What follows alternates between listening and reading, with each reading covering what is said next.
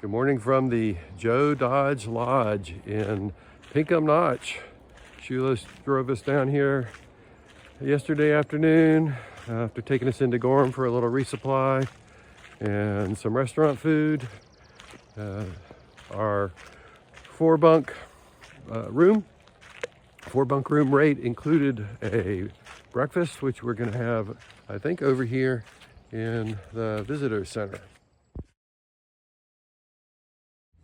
It is day 82 and we are waiting for the gate to open so that we can pay $36 a person to go back up to the top of Mount Washington and start our hike.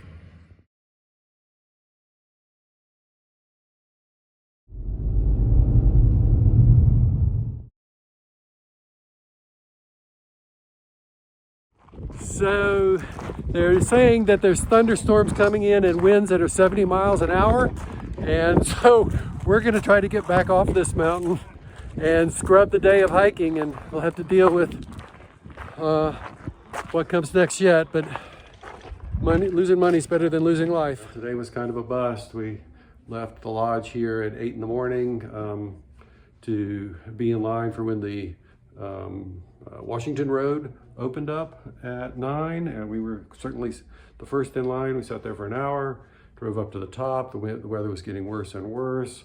When we got up to the top, it was a complete whiteout conditions. The wind at that point was about 35 miles an hour. They were saying it was going to get up to 55 steady with gusts up to 75 or 80 miles an hour. There were thunderstorms in the area, including the area where we were, spots of thunder and lightning and heavy torrential rain. Couldn't see anything with all of the clouds and the fog, and I wouldn't have been able to follow the trail even if I could have stayed on it without getting blown off. So yeah, we called Shoelace, and he came back up and picked us up after we made the really hard decision to bail. But it was the right thing to do.